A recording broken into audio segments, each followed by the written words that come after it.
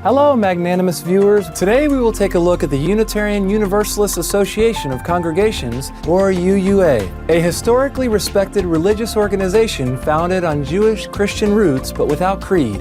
The 7 main principles of the UUA are the inherent worth and dignity of every person, justice, equity, and compassion in human relations, acceptance of one another and encouragement to spiritual growth in our congregations, a free and responsible search for truth and meaning, the right of conscience, and the use of the democratic process within our congregations and in society at large.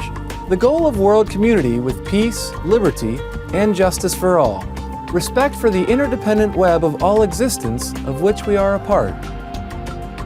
Dr. Russell K. Elleven is a vegan minister of Westside Unitarian Universalist Church in Fort Worth, Texas, USA.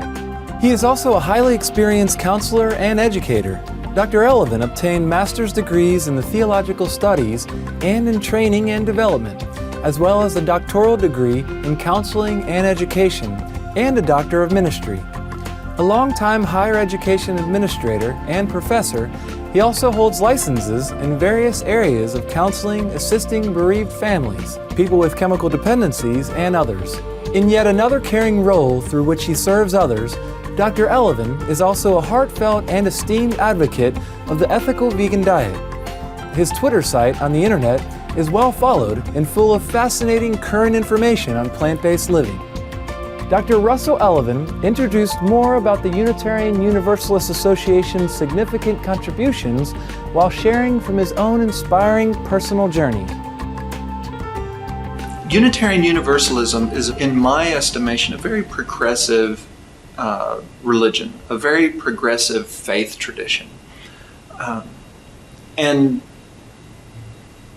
when I have gone through the studies that I had gone through, studying world religions. In divinity school, I studied Buddhism, I studied Hinduism, I studied Native American religious traditions. When I looked at world religions, when I looked at my own path within religion, Unitarian Universalism, as best I could tell, was the only place that I could really go and be authentic. Within our congregations, there are people who may call themselves UU Christians, so see Jesus as a wise teacher and prophet. We have a certain percentage of our congregation who would call themselves UU Buddhists, and so they follow the teachings of the Buddha. We have people within our congregation who follow an earth-centered spirituality, a pagan spirituality, if you will. And then we have a high percentage of our congregants who are non-theistic, who do not believe in a supernatural power at all. They believe in science and how we interact with one another as human beings and making this place we're in right now as good as it can be, heaven on earth, if you will. So with that wide variety of people, with my academic background, it seemed like the place that I could go and serve in the best way possible and in the most authentic way possible for myself. And I have to say, I think it's worked out fairly well.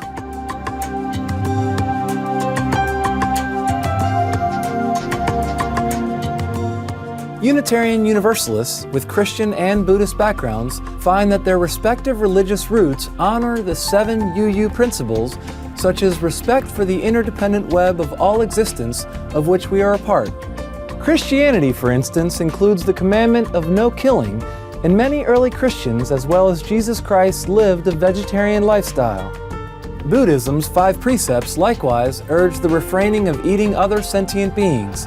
The Unitarian Universalist idea of the interdependence and interrelatedness of existence could also be related to the Buddhist concept of karma and the Christian belief in, as you sow, so shall you reap. Indeed, Unitarian Universalists are dedicated to social justice as they are to diversity. Dr. Elleven, could you tell us more about the history of the Unitarian Universalist Church? Some of the ways that this church has led the evolution of this country and maybe the evolution of planet Earth. When you look back at our history, you'll see people like John Adams, John Quincy Adams, Thomas Jefferson. There have been 6 Unitarian presidents of the United States and 1 Universalist president of the United States. The 2 congregations or the 2 denominations were fairly similar in a lot of ways. Unitarians were saying, there's one God, and there may be other paths to it. Jesus may be one of those paths. There may be other paths to God. Universalists were saying there is universal salvation available to us all. Now, some of the ways that I believe that Unitarian and Universalists who came together in 1961 to form the Unitarian Universalist Association is that we've been on the forefront of many progressive kinds of issues. And the area of slavery in this country that's been so deeply dividing and hurtful, Unitarians and Universalists were some of the first people to come out and say that this institution of slavery is evil. Theodore Parker, one of our liberal prophets, is so far out ahead of mainstream America with regard to the slavery issue. When Martin Luther King Jr. wanted clergy on the line with him in Selma, he called the president of the Unitarian Association and said, "We need your people there." And there were more Unitarian clergy and Universalist clergy proportionally at the March on Montgomery than any other type of clergy. We have also been fairly consistent in our push towards equality for lesbian, gay, bisexual, transgendered people, and saying that they have worth and dignity as well. We are constantly striving to try to show the worth and dignity of all humanity. How are animals viewed in the Unitarian Universalism? That's a wonderful question, and something that I hope to help move along in this progressive way that we've talked about with other issues. And one of the things that gives me hope within Unitarian Universalism is that we are forward-thinking. And where other people may be reticent or hesitant to look at animals as being a part of that interdependent web or of having worth and dignity in and of themselves, I think Unitarian Universalism has the potential to look at that in a more progressive way. Within our congregations is an organization called Unitarian Universalist Animal Ministry, and they're available online at uuam.org. I've been part of a group of people who are creating a curriculum that congregations can take part in, where we hope the idea of animals sharing space on this earth with us is brought to a little bit higher level. Dr. Elleven, can you tell us how you became a vegan? And if it's okay with you, can you discuss some about how it aided in your recovery and helped you become a cancer survivor? Well, yeah, I'm really glad you asked me that. A lot of times, honestly, I just forget. I forget that I have one arm, or that I've gone through a major colon surgery because of cancer. When I was 13 years old, we lived on a small place, 10 acres. We had ducks and chickens and pigeons and cows. And at the age of 13, I was able to look in those cows' eyes and realize that there was more there going on than what I had been told by other people. That they couldn't feel things, that when you dehorned them, that it was like cutting our fingernails. I could tell that I'd been lied to. So while I can't claim that it lasted very long, I knew at age 13 that I shouldn't be eating animals. And it was at the same time that I had cancer. It was an osteosarcoma, which is a very aggressive cancer and occurs in children. They said that it went from my elbow to about my shoulder in 6 weeks, and that if we didn't do something drastic, that it would take my life. So it all happened very quickly. And another connection that I think I made was that I really struggled for survival. I really wanted to live.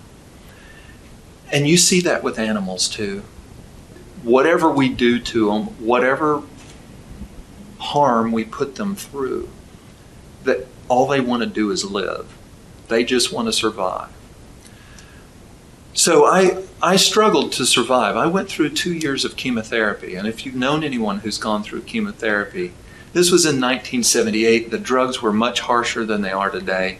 It was hell. I mean, it was really hell for 2 years. And I'm 13 years old, and I'm going through puberty and all of the things that go along with that, where you want to be attractive, and I was not.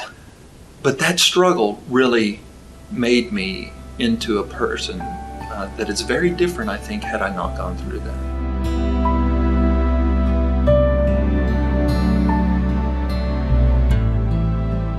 Having survived the bone cancer, Dr. Elleven started avoiding most meat products for many years, consuming fish and dairy on occasion. But in 2004, he was diagnosed again, this time with one of the most common fatal cancers in the United States. It was colon cancer, and we had to do surgery with that. When you are under the complete and utter care of the medical profession, where you show up when they tell you to show up, you lie down where they tell you to lie down, and you take the drugs or the radiation as they tell you to, I felt like I had no control. And so I started reading about ways that diet might affect cancer, particularly colon cancer, prostate cancer, in women, breast cancer. These typical kinds of cancers that people in the United States seem to get. And I found that if I cut out all animal products, that would improve my health. And it did. My weight is now in the very middle of the body mass index that it should be for someone my height. My blood pressure is pretty normal. My cholesterol is fantastic. All of these things happened as a direct result of my diet. Now, in some ways, I'm sorry that it took that to get me where I am today. I wish I had realized the harm that comes to dairy animals. I didn't know about aquatic animals. I didn't know the hell that dairy animals go through. And I wish I had made the change initially for purely the right reasons instead of sort of selfish reasons. But I've gotten there. I've gotten to the place where I believe I understand the right reasons to do this. And if my cholesterol and blood pressure and weight were to go in different directions, it would not change the way I eat now.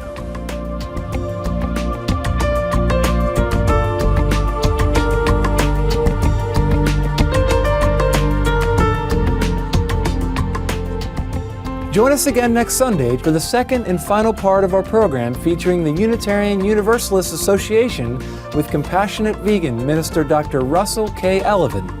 We will explore the organization's call for ethical eating as a solution to social injustice and global warming and more. If I could hope for a world that looked vegan, it would be one where we have realized the limits of this planet that we live on. It would be one where everyone recognizes the inherent worth and dignity of everyone else. But it wouldn't stop there. It would also recognize the inherent worth and dignity of all sentient beings.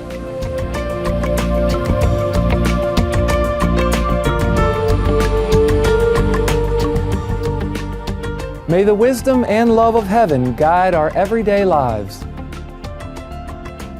For more information about Dr. Russell K. Elleven, please visit twitter.com/REVRUSS11. For more information about the Unitarian Universalist Association of Congregations and its animal ministry, please visit uua.org.